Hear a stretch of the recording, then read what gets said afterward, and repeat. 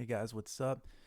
Second part of the shelf here. Now you notice that there's some titles on my shelf that I have not collected off of this. So what I'm gonna try to do is make this as succinct as short as possible, just because um, I noticed a issue, at least for me in my last videos, where well, the last video that I did prior to this one was that there's some on the shelf I really wasn't not interested in, but I didn't expound upon a lot, just because I haven't really watched those films in a while. I can't really give it like a hard recommend, but these are the films that I actually would recommend you to go and check out, at least either on the Criterion channel, buy this, whatever. But I just wanted to get that out there, and someone just no one would say this in the comments because no one gives a shit. But like, oh yeah, there's some on your shelf. No one cares. So anyway, we'll just get into it. So John Cassavetes' five films. I've already reviewed this previously, um, some like almost a year ago, I think. And there's four great films in this: Faces, A Woman Under the Influence, Killing of of a Chinese Bookie, and Opening Night. Shadows, which is John Cassavetes' first film in here, is it's all right, but I mean, I wouldn't like it's just a good jumping off point for what he is able to make in the future. But the rest of the films on here, I think, are brilliant, and John Cassavetes is one of my favorite directors. So I'm going to the singular titles, and so like if you're just getting into John Cassavetes, I would just stream, because the singular instead of like shelling out like $62 for this, because Criterion stuff's always half off, but especially for John Cassavetes' box set, it's always half off. So like for $62, you can get like four of his probably his best films he ever made in the set. Now the singular titles, if you don't want to go this route, you can go with either Husbands, which I'll mention later, and Love Streams. Those are not good entry points for me with John Cassavetes, because those films are kind of not all of his films are controversial in some way, but when it comes to like just like an entry point into his work, those are two works that I wouldn't recommend. Now with this, I would definitely check it out. It's going to be far too long to get into all the plots and the stories of all these, but the idea is trying to find just some peace in a chaotic world. I think. Uh, there's also just like the characters are very three dimensional, three dimensional in this. Just a lot of great stuff in here, and although it may seem that like I'm generalizing a lot of these great films, it is worth checking this out just because the cameras, the way that everything's shot is completely different. Um, the way that scenes are set up, the way that the actors act, it just everything is so different about a John Cassavetes film that it's just wonderful to watch. And I would definitely just recommend this box set. And like I said, if you don't have the money to shell out for it, I understand. But just go into the Criterion channel, and that's why I'm never against streaming, because there is a cheaper alternative besides buying physical media. But yeah, definitely go ahead and check those four films out: A Woman Under the Influence, well, Faces, A Woman Under the Influence, A Killing of the Chinese Bookie, and Opening Night. Shortcuts is another film that I've already reviewed here, but I will. And the more that I watch this, the more I'm just like, well, this is my favorite Robert Altman film. It has the great ensemble cast that he's known for, but also there's some more deeper meaning here than I think a lot.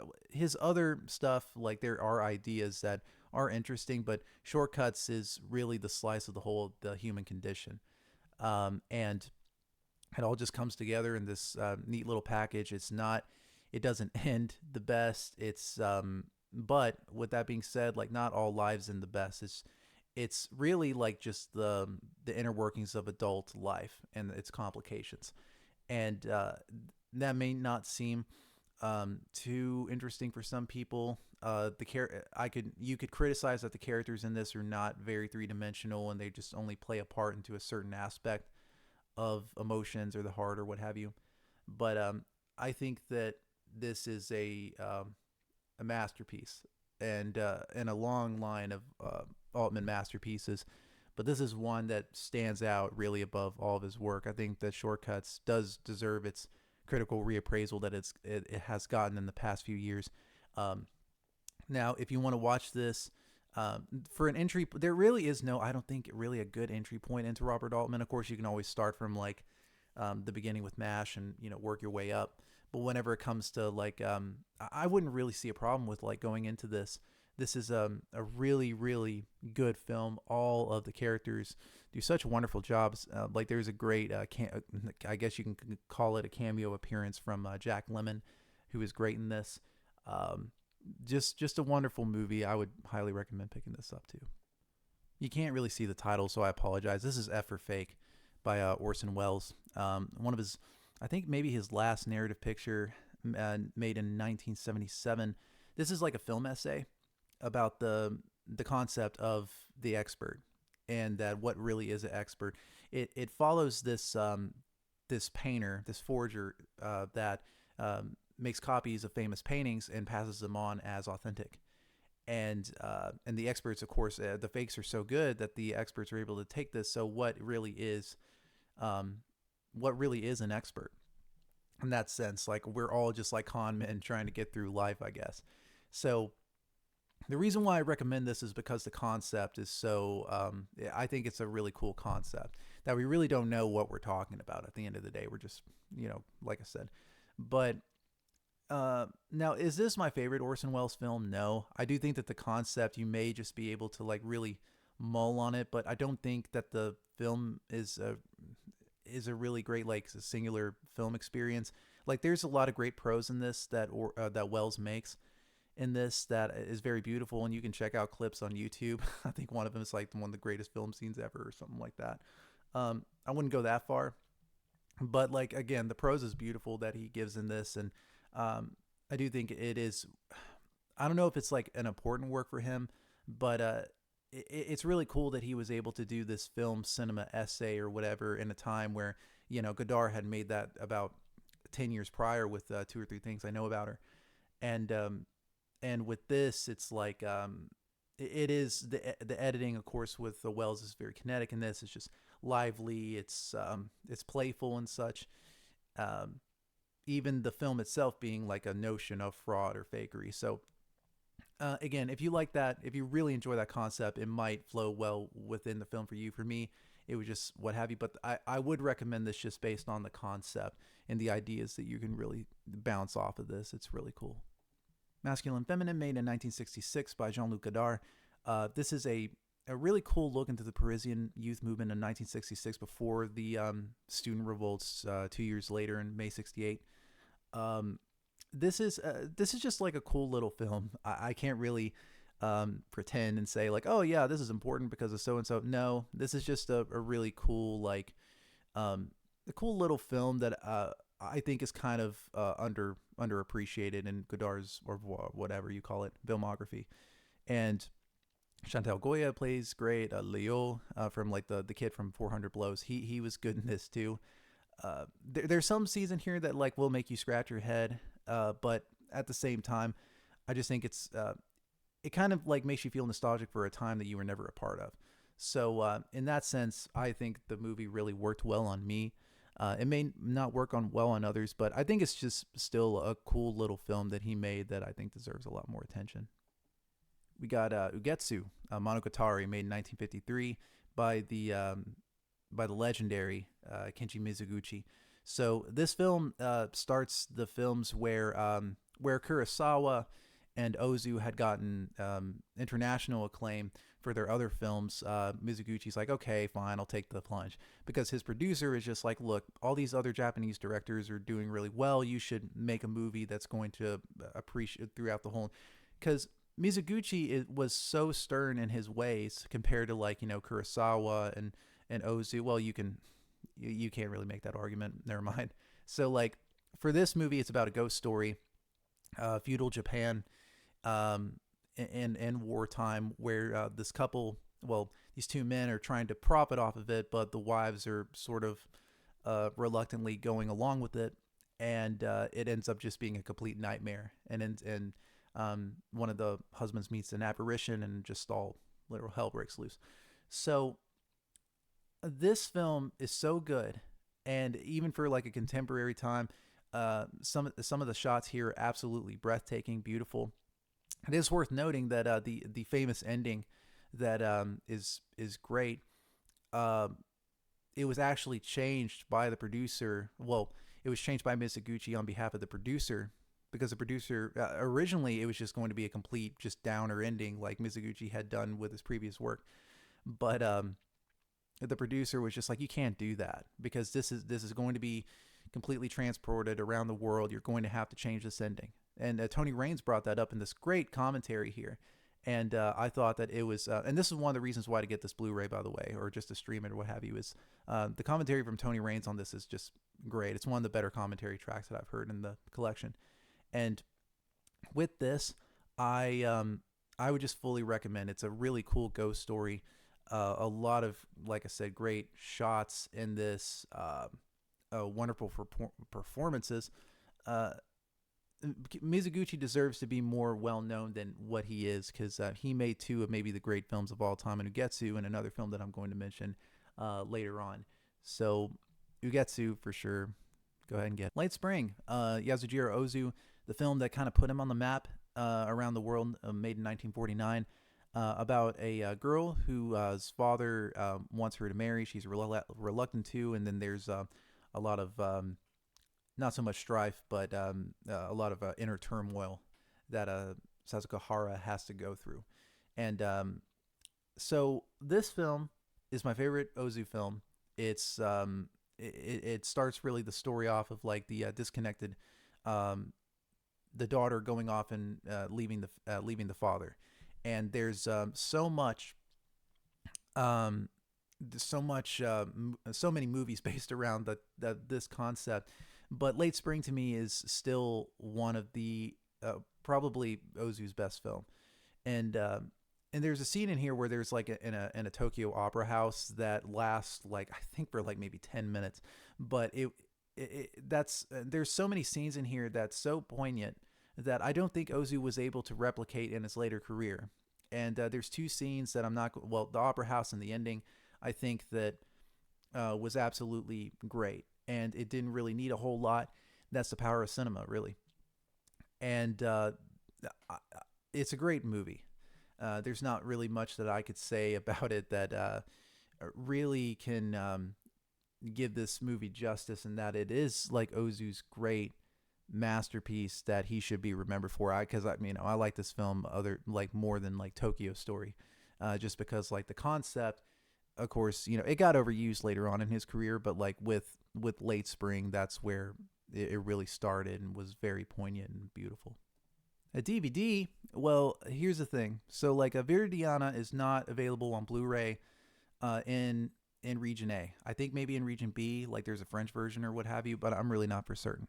So like the reason why I bring this movie, is because this is one of, in my opinion, one of Luis Buñuel's great films. Viridiana, Belle de Jour, and Obscure Object of Desire. Those are my three, like, those are great films that you can show, and it makes you think. So Viridiana is, it's Luis Buñuel's, I would say, his Clockwork Orange. His not as, yeah, there's some playfulness in this, but it's just, the earth is horrible. Like there's so much bad people. You can't even trust like the peasants in this. It's about this nun that goes into this dilapidated village and tries to help out the people, but ends up becoming powerless to stop like the corrosion and the degradation around her. And in this, there's like this weird like like, I just really can't explain it. So like I think before this, Buñuel had made The Exterminating Angel, which I don't have, and it kind of plays off like a Twilight Zone episode, honestly. Although not as, but Viridiana is way more effective, I think. It's definitely a pessimistic watch, but it's definitely a Buñuel film that I don't think he ever made before or since. Like this is just a scorched earth type of film. Let's just attack everyone. Let's destroy everything. And I think that there was a lot of, it was kind of brave to make this at the time in 1962. And I think he made this in Mexico, and that's when they kicked him out, I think. And then he just went to France and made his later stuff. I'm only assuming this stuff, but anyway, Viridiana is a movie that you should check out. And I'm pretty sure that you can stream this on the Criterion channel. You don't have to get the DVD. And I think it's probably in better quality streaming. So I just got a copy because of one of the special features as well. and just a copy for my own sake, of course. I don't have to explain that to you guys. But like whenever it comes to this movie, um, I would definitely go ahead and watch it. It definitely has like Clockwork Orange vibes, but some cases it may be better. So, and now we get to Yi, a film that's probably well known to most of you guys. A film by Edward Yang, his second like big huge film compared to like a Brighter Summer Day, which was made in 1991. This was made in 2000. This Blu-ray is it's all right. Like the transfers, okay. By the way, all these transfers are good. Obviously, like you wouldn't be able to like keep it if like the transfer was like dog shit. But like with Yi itself, I think that this is my personal Edward Yang film. A lot of people like A Brighter Summer Day. That's totally cool. But Yi is sort of I would say like I already made a stupid allegory last time. Well, a comparison to like a famous work, but Yi is almost sort of like I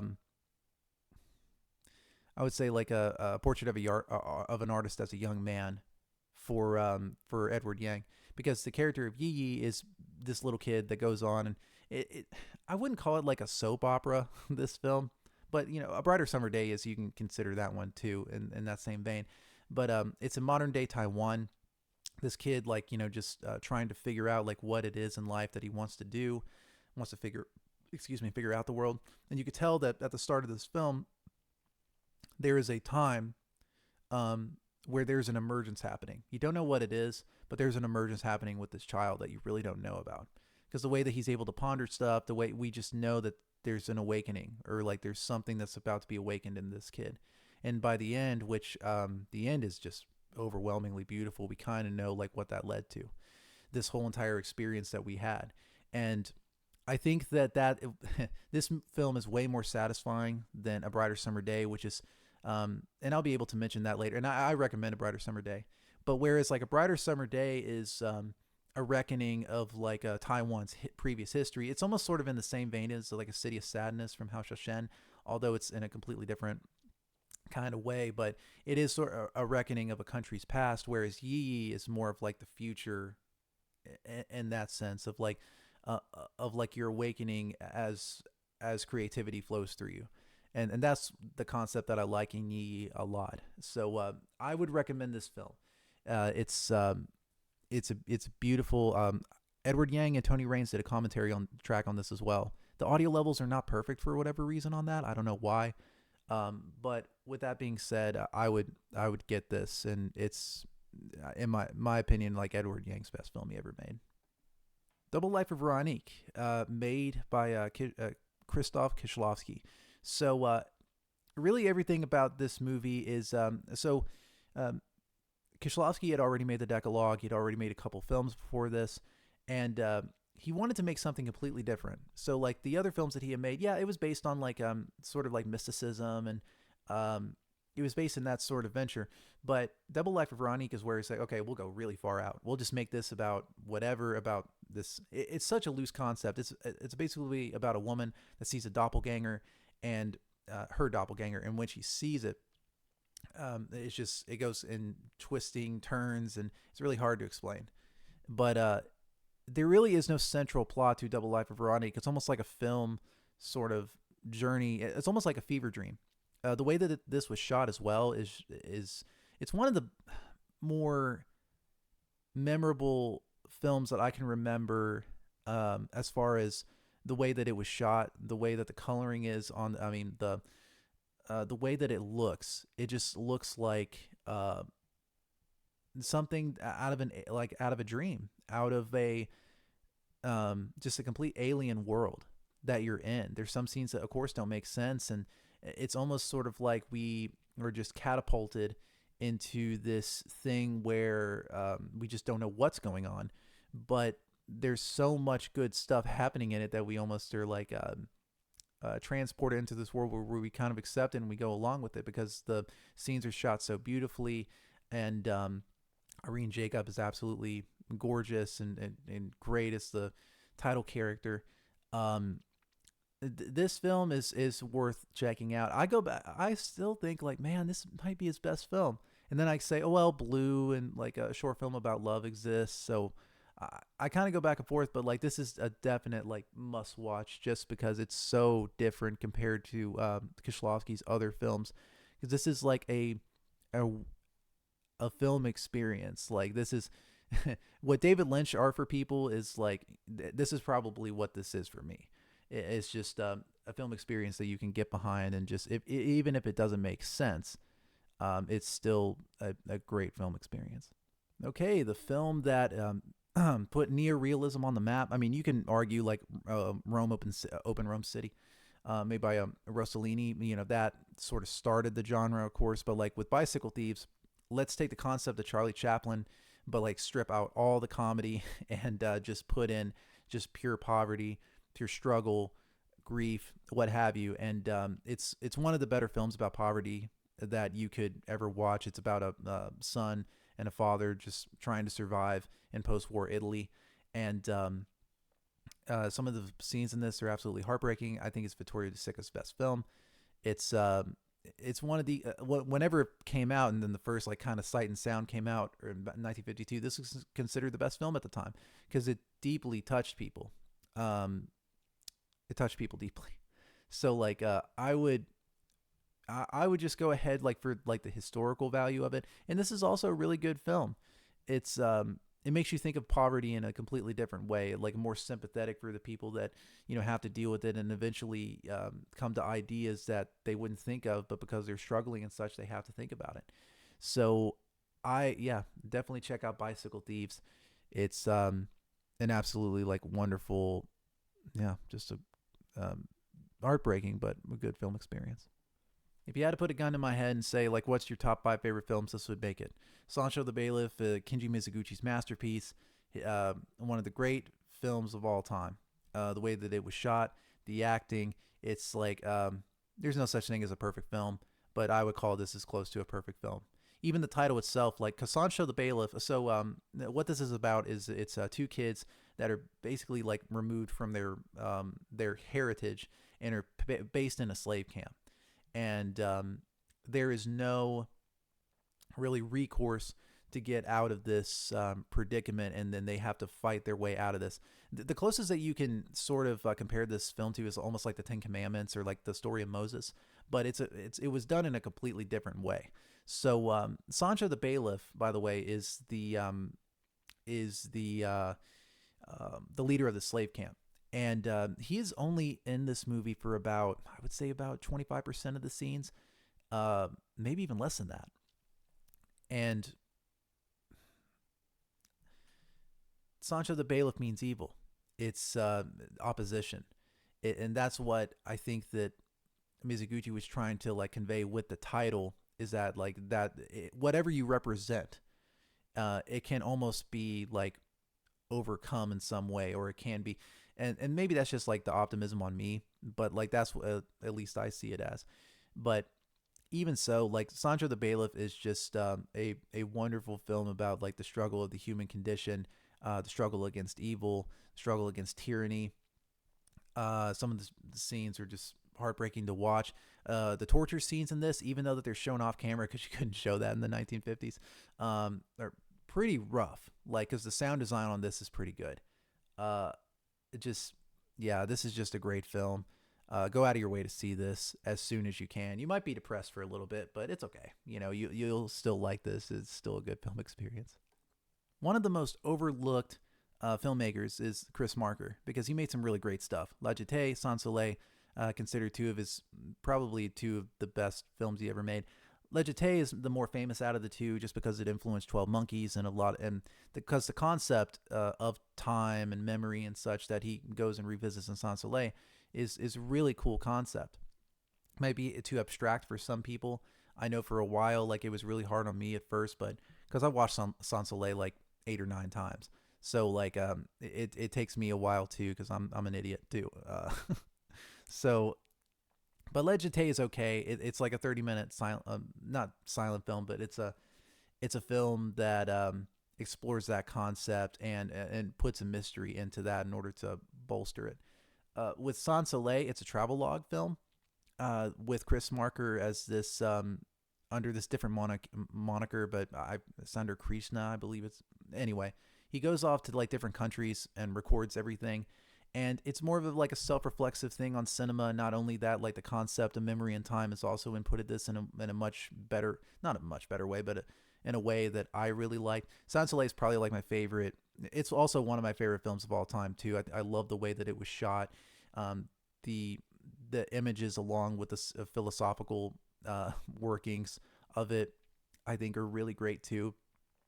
Uh, this film is great. Uh, I will say that like maybe the criticism of it is that like it is more of like a cinema essay, and you have to sort of go in with knowing some stuff. At near the end of the film, Marker goes on a long thing about time and memory whenever it comes to the film Vertigo, which a lot of people have watched, of course.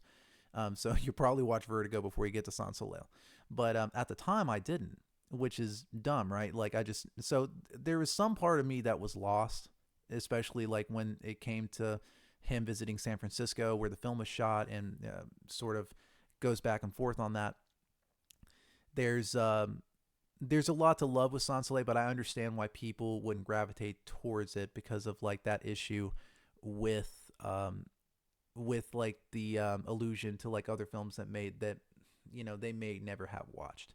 So again, like Sans Soleil is like my favorite film of all time, but and I would recommend both of these just for the concept of the memory and time. And hey, and this may be one of your favorite films, but Chris Marker was a legend, and it's unfortunate that like because to me he should have made more films, but he went to like CD-ROM, and there's a CD-ROM that you can see on YouTube on his page. I think it's like In Memory, and it's like a 3 hour like CD that you can go through and look at all. It's his most personal work. There's some stuff on there that I thought, oh my gosh, I had no idea that more biography laden in like the first section of it, but there's a lot of stuff there that uh look at in a memory. I'm just like, well, this would have been his great work if he would have put this in a film, but he put it in a different medium, which it doesn't discount it at all. I do think that like if you love Chris Marker, then yeah, you should check out that In Memory CD because it's great.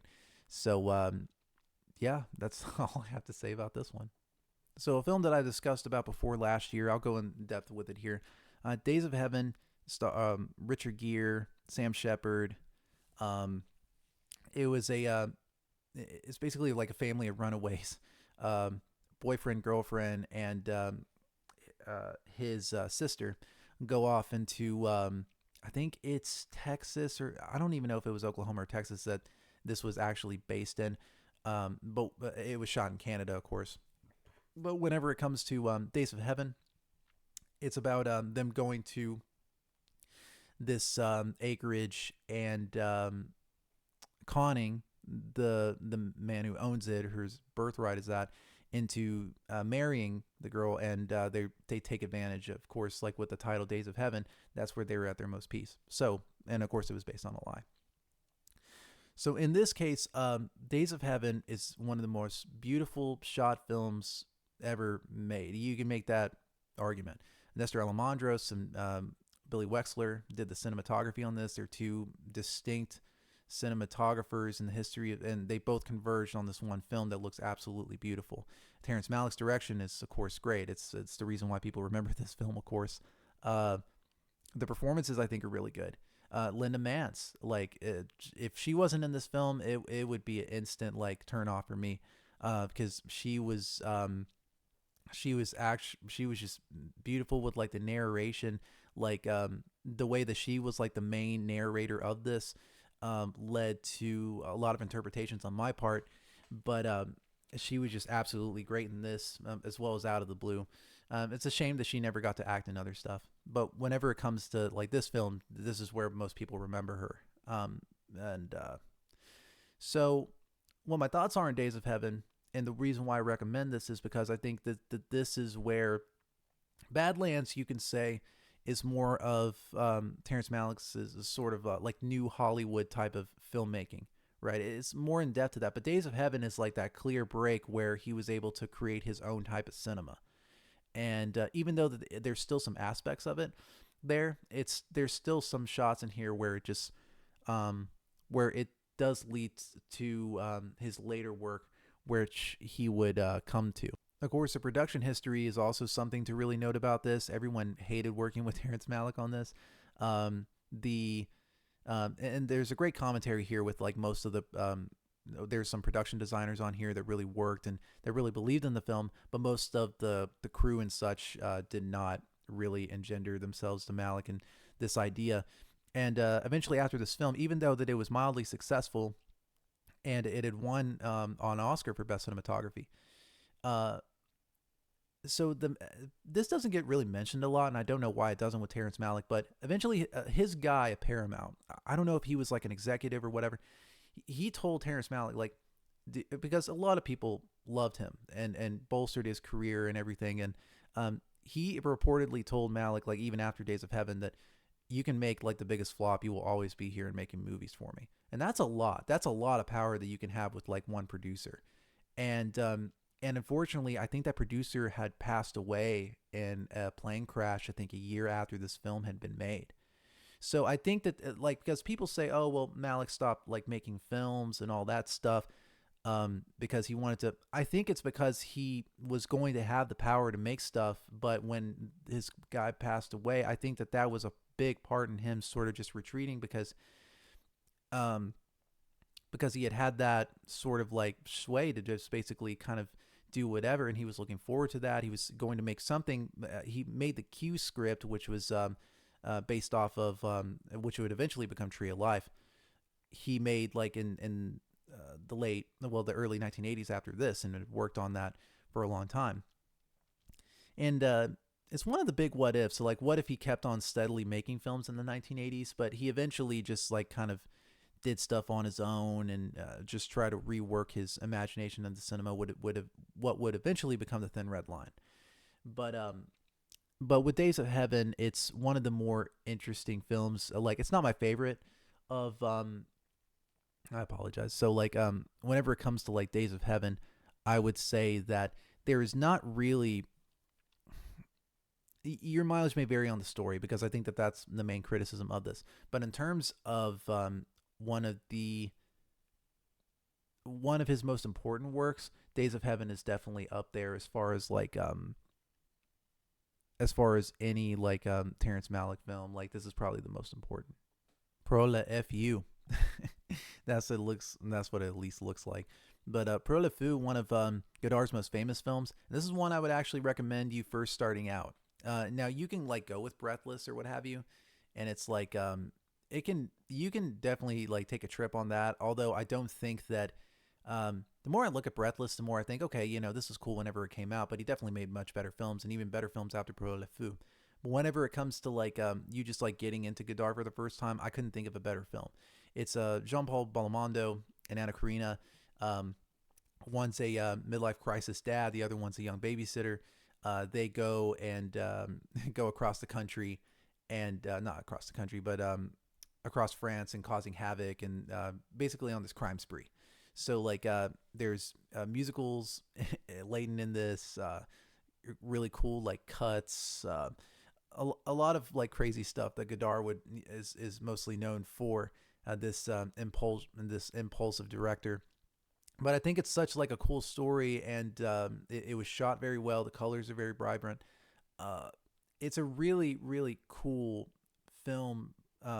Just a cool film. Like I do think that in some ways you can call this film really the kind of like the peak of like Godard's like narrative cinema and like his early period.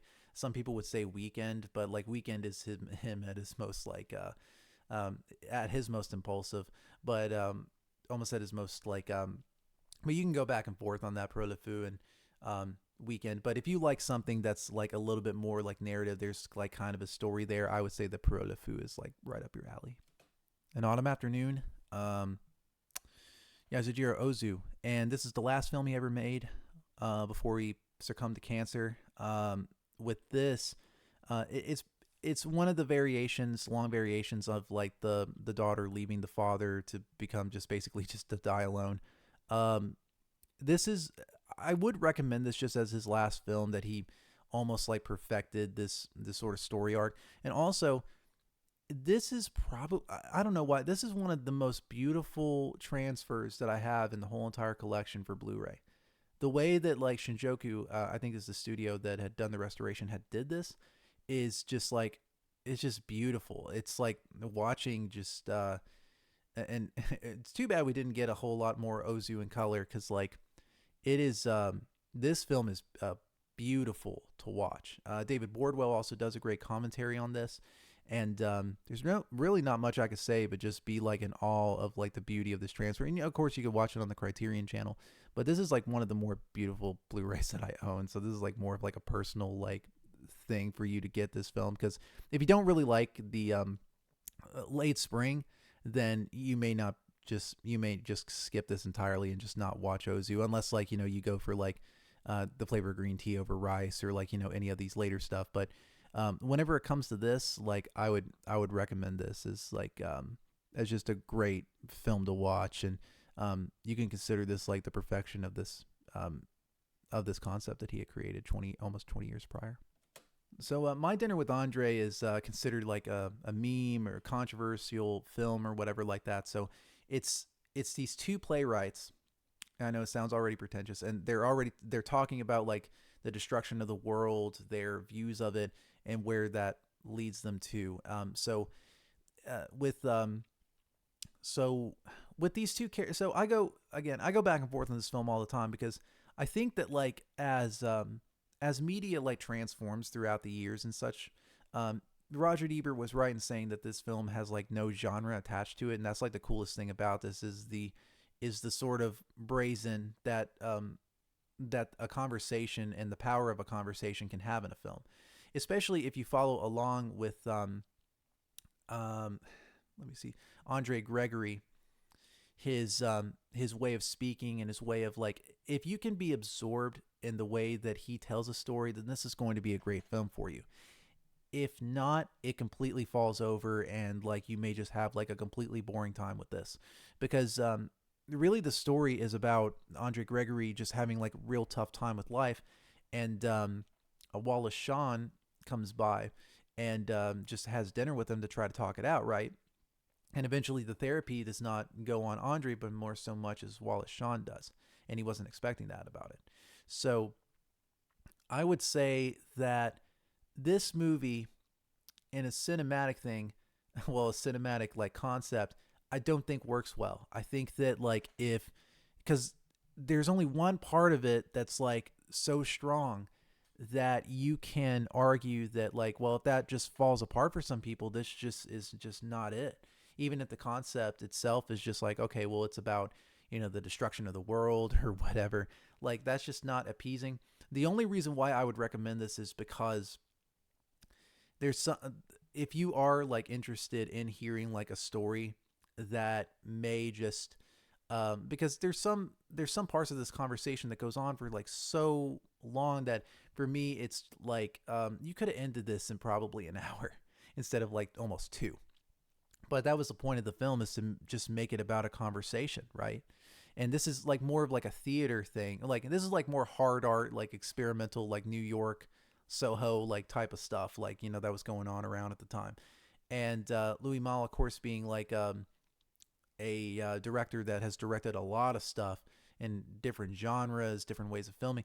Like he, this is the guy who won the Palme d'Or for like basically like a Planet Earth type of documentary that he was able to go under the water and stuff.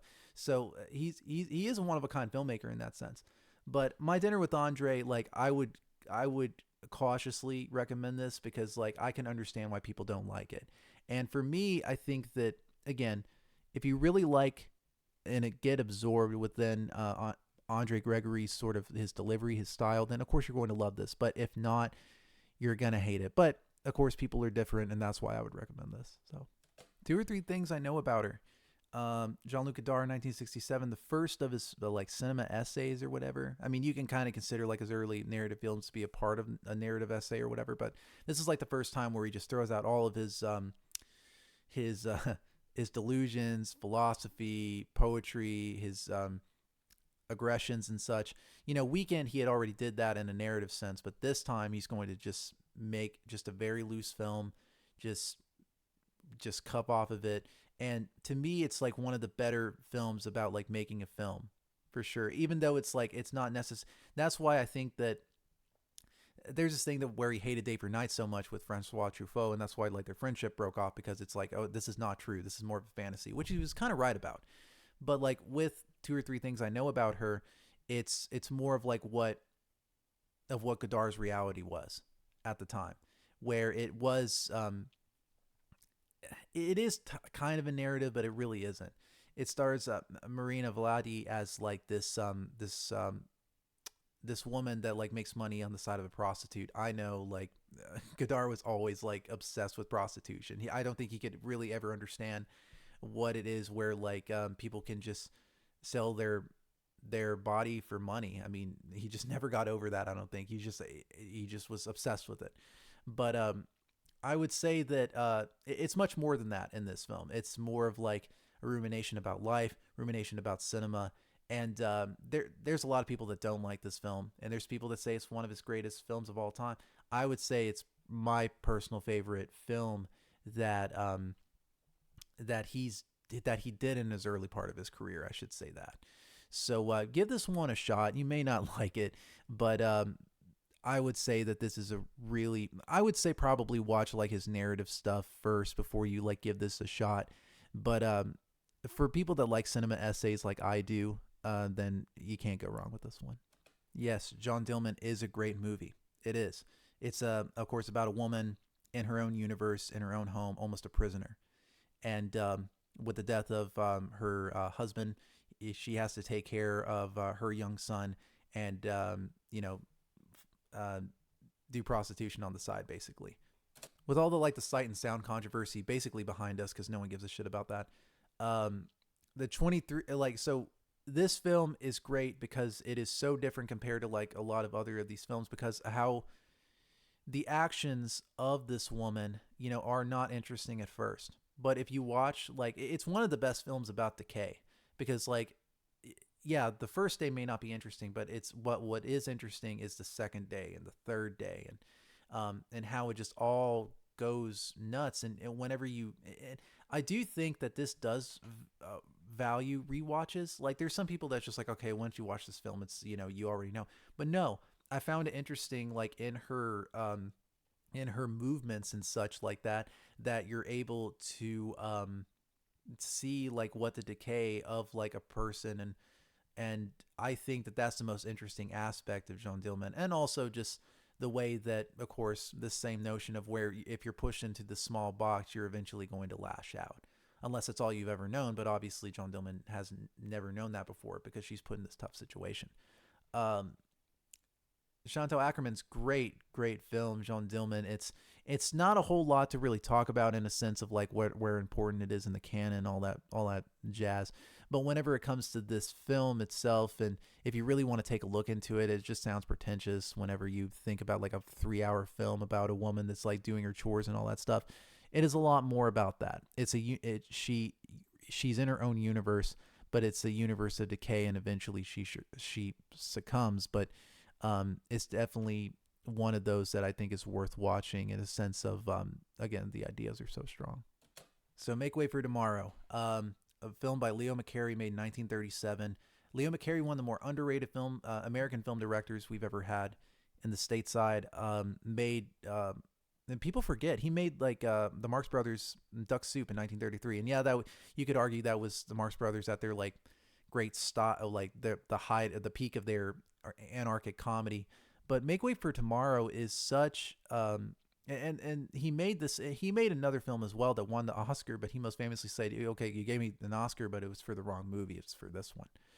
And Make Way for Tomorrow is such a wonderful film about the way that not only in America, where the Depression had basically like ripped families apart and had caused so much turmoil for a lot of families, but it's also one of the great films about like how, just like Tokyo Story that I had mentioned before, is one of these films that where does society and how much it has progressed, and how much will it just totally destroy the family? And I think it is just very. I think it's not important, but I would say that people have already been making this distinction of what the family will go through as long as technology is able to increase. because like the family, the family itself, like you could be a big believer in. Some people have come from broken families, and it's just like an idea of mine that like I do think that like much people are better off in like nuclear families and such when they have the right structure around them. Now you could be in a family and just be totally miserable and such. It depends on if the dysfunction. Anyway, I'm getting too in depth into this. Make Way for Tomorrow is not only the reason why I think I like this movie compared to Tokyo Story, which Tokyo Story was inspired by this film, was that Tokyo Story almost seems like super reactionary to the fact that the family structure is going to decay and it's going to be rough for it in the future. It's almost like, why do these things have to be with Tokyo Story? With Make Way for Tomorrow, it's, I guess these things have got to be, and that is much more scarier and much more like much more um, a much like a crazier thing that this film is the film that's like, yeah, there's a sorrowness to this, but we're old and we're tired and we're eventually going to like decline anyway. So it's a very depressing film in that respect. There's some scenes in here where I don't know why they don't make movies like this anymore. It's the phone call scene where the mother is trying to talk to the father, and like the daughter socialite is trying to have a party, and where the people hear this depressing conversation. That was just an extremely powerful scene, like that. And also the ending scene of this too is achingly beautiful. Make Way for Tomorrow, I will say, is probably the best film of the 1930s. And I say this with my limited like film historian whatever guy living in his basement, but just from all the films, because the 1930s, you got to understand, in America, like in the 1930s, film cinema was like musicals, big stars that were taking over screwball comedies and all that stuff. But with Make Way for Tomorrow, and also like studio helmed control, there was great film like Duck Soup, of course, like what Leo McCarey made. There's great films that were made during the 1930s, but I would say the most poignant, the most beautiful, and this is Ernst Lubitsch, by the way. He was making films in the 1930s at the time. I would say it's Make Way for Tomorrow, and the more that I think about it, the more that I love this film, and um, definitely give this a watch. I don't think you can stream this anywhere else, but just pick up the Criterion and watch it, but you won't regret it. It's kind of like a cliche to say that directors live their life through film. Stanley Brakhage, lived his life through film, and in this box set, and it's really hard art, abstract, whatever you want to. This filters a lot of people. And for me, like there's some on this that I just really don't understand or get. But with Stanley Brakhage, I think that some of the films on here that you can explore is profound. Um, Dog Star Man. I always get it mixed up because I think there's like a Suede album of the same name, so I think it's like the same title, but it's Dog Star Man, Dog Man Star. Anyway, that's an hour film that is pretty good, as well as other stuff. And Window Water Baby Moving is like the depiction of the birth of his first child that that people were just like totally ill to. Um, and for me, By Brackage is a wonderful sort of it's really hard to explain because it is more hard art like type of deal, and I only experience it from just what I see, right? And I feel that like the big stuff I wasn't really like. It's good. It's like Dogman Star, and the film about like the Vietnam War that he uses like World War II stock and edits it in such a way that was cool too. But the stuff that I actually really enjoyed from Stanley Brakhage was him and his family. Was that his home videos he was able to make? I thought that that was the most beautiful part of this set, was just him living and just making films on it, and editing it in such a way. And I think that those things were much more poignant and beautiful than really all of his other works. So like yeah, it's more of like it's sort of weird. It's just like, okay, why would you like that compared to like all the other stuff? It's just like more poignant in just the love of his family that he had, and that's why he was just able to, and you can argue now, especially like with YouTube. Okay, well, um, people are like, making money off their kids and stuff like that. But of course, like, this is like a hard art guy that wasn't making any money at all. Like, basically, like, all he was making his money on was teaching. So anyway, this is a great set. Again, some of the stuff you're not going to jive with. Like, if you are real sensitive, like photosensitivity, like I am, and I think that's why I really didn't enjoy a lot of this stuff, is that because there sometimes where Stanley, I guess he doesn't have like that photosensitive stuff where it's just like constantly like flashing strobe lights and all that stuff. But I would say that there's some in this that's pretty rough. It's like the end scene of like Irreversible, and I know that like people have not watched that film a lot, but with that, there's like really like heavy photosensitivity and it messes with your eyes and stuff. Um, this is basically this like but cranked to like a like 100. It's like that but cranked to 100.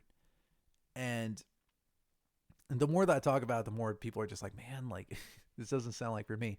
But I will say you won't regret it. Now, this is like the older box set, so you wouldn't be able to get this because this is out of print, and unless you want to pay like 100 and something bucks for it.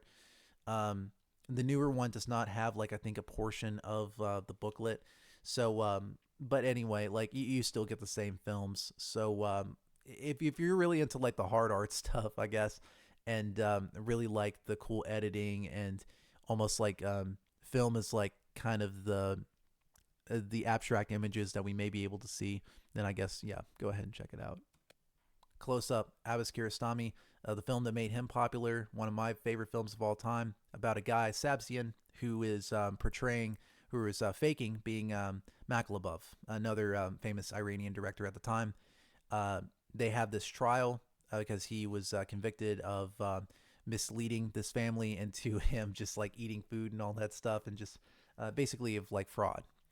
And the way that this was shot, the way that it was edited, the way it was just perfect because it was like true life. It was shot in a documentary style that was true, but it wasn't true. It was really real, but it wasn't. You will not be able to know like the full story of this. And Kiarostami, of course, being the kind of manipulative director, doesn't really give us like the full details. Even whenever he passed away, it's like people really didn't know. Um, what kills me about like the critical reappraisal of this film, and this got up to ninth on the Sight and Sound, which I absolutely loved because people need to watch this film more. Um, the reason why that people say, "Oh, well, this is this the story behind this is much more interesting than the film itself." No, that's bullshit because the story is the film. Like that's what it is about, and I would say that with Close Up, this is almost like F for Fake, but in a more, I would say, in just a more grandiose, like heightened style. And we still don't know why that Sabzian had did this at the end of it, but we kind of understand like his framework of what it is to become obsessed with film, to become obsessed with like what we have. It's just a lot of things about this film that just like make your head like really spin. And on multiple like watches of this, it just gets better and better to me. And now some people may not like the manipulation that Kiarostami does in this, and that's what may lead people to say like the story is more interesting than the actual product.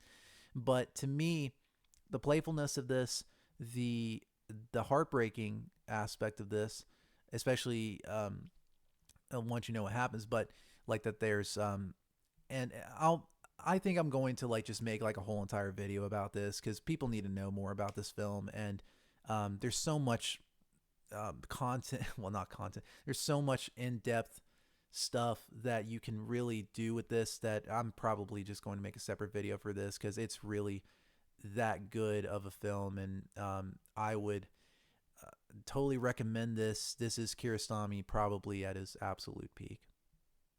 Crumb by Terry Swigoff. So um, what so like I go back and forth on this one all the time. I remember this was on Showtime and I watched this whenever I was about I think like maybe 13. And I really didn't like this film at all. I just thought it was completely boring. Saw the Criterion edition I think about 2 years ago and I said, "You know what? I'll take the jump. I'll buy it." So when I watched it again, and Terry Swigoff is a interesting director. He had made this, Ghost World, and Bad Santa, which is what made him a lot of money, of course. But like with this film, this is where he was mostly known for. He was a jazz, well, a blues musician before this. And once he made Crumb, he knew him throughout the years and wanted to make a documentary about him. Because Crumb, at this point in his life, he had made Fritz the Cat, which was famously made into a film by Ralph Bakshi back in the early 1970s, which he absolutely hated. And throughout like the 1970s, he had made money and such with his comics. But by the 1980s, he was kind of like, we really don't know. So like, so he agreed to make this documentary kind of hesitantly with Terry Swigoff, and had gotten a lot of stuff out of him. Right now, it had taken like Swigoff a long time to make this, and eventually he released it in, I think, 94. I don't know why it says 95 on here. I guess that's when it was like generally released, but I think in 94 that's when it was really made. And this movie was catapulted by Roger Ebert, who made a famous review about this. That's one of his more famous reviews is Crumb. And I would say that Crumb, the reason why that Crumb was made, and I'll echo Ebert's thoughts here, is that yes, it's Robert Crumb who had made these crazy comics and stuff that I won't mention through Zap Comics, his own comic strip, but also he has two brothers. And what you unfold throughout this whole entire film is stuff that you really don't want to hear, like stuff that will break your heart, and you eventually realize that these are three tortured souls. Not only R. Crumb, but his two brothers, and they handle it in very violent, sad, very different ways. Because kind of spoiler alert here, but like they came from like an abusive family background that they mention through the film, and they deal with it through various ways. And I think that that's probably, and I don't see Crumb as like this. And that's the thing about it, is that the misleading part about this is that you think that this is a documentary about like the artist himself. But in reality, it's about the family and how that gets affected through just abuse and dysfunctionality. It's a really sobering and sad and of course, like my comments on it would not engender you to like go out and purchase this film, because it's, but see, because the scenes that Crumb, that the main brother, R. Crumb, is in, I really don't give a shit about. All I care about was the other two brothers and how they were trying to cope with it, because Crumb was able to like put this and make the art into it and release that through it. But whenever it comes to like, yeah, the other two brothers, like it's a more sadder affair. But in this respect, I would say that that Crumb is a must watch, I think, for like the almost the sort of way that you look at like family dynamics, and that's what I think that Crumb is essential for.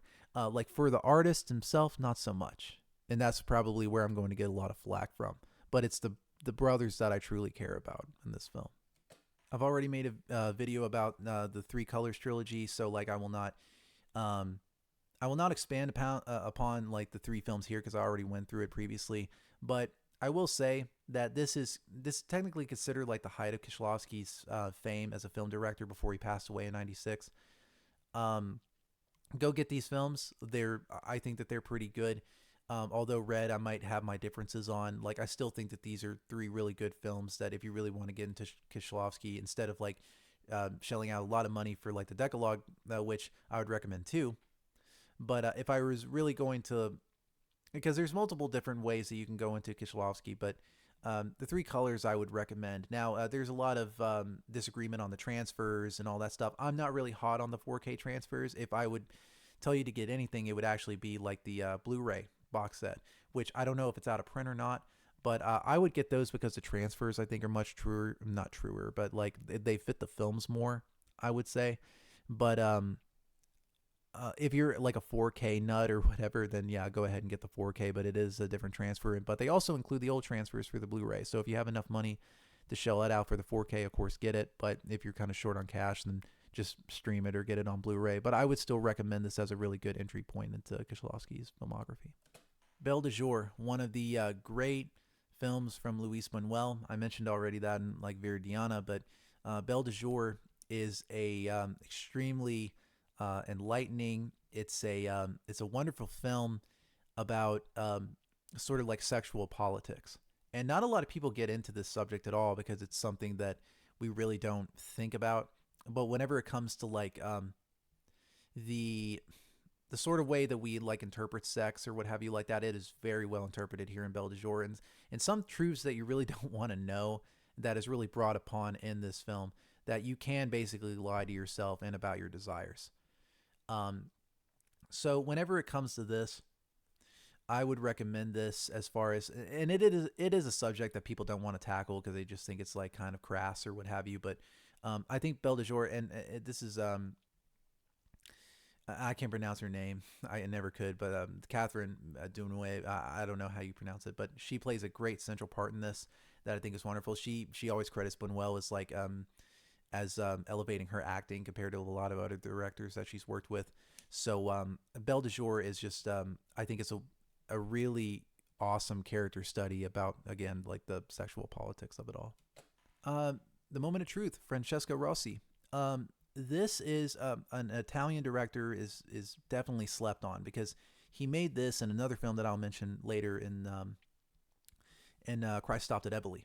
But like with The Moment of Truth, it's a very simple story. It's about a bullfighter that just the rise and fall of a bullfighter is all you could say. There is moments of bull killing in here that people may not agree with, so I will warn you of that previously because I mean that's just bullfighting. You kill the bull. Uh, so if you don't really like that, then yeah, don't buy this for sure. But if you don't mind animal violence, then go ahead and check it out. Um, it's just a rise and fall of a bullfighter that's like, you just it's really cool the way that they shot this in sort of like a documentary sort of style. It's a minor work of Rossi's, but I would still say it's entertaining enough where like I would just definitely go ahead and get it, especially for the price point, which is usually about $12 on sale time. If I'm allowed to be like lame for a minute, Vel Donna Via by Rainer Werner Fassbinder. So like basically like this film is about sort of predates the metrics, and like if we're living in sort of like a sort of an illusion or like a mainframe or computer or whatever. So Fassbinder like plays along with this and makes this film that is, well, I would consider this more of a TV series than a film, but I still think that this is, I would say that of all the Fassbinder that I've watched, this is probably the one where I would recommend people to get into, because Fassbinder has had like a lot of work, a lot of stuff. And World on a Wire to me is like a really, really good science fiction series for the time. And but yeah, I would just recommend this on the sole basis of this is probably like the more like accessible Fassbinder that you can get into, and you may enjoy it. The Gold Rush, Charlie Chaplin, considered, well, to me it's starts the trilogy of his films that he made in the 1920s that he should be endeared for. So The Gold Rush, The Circus, and City Lights. Those three films are him at his peak, in my opinion. Now, I do love The Kid, and I will mention that later, but like those three films are where he, to me, was just at his peak in terms of like popularity, in terms of the films he made.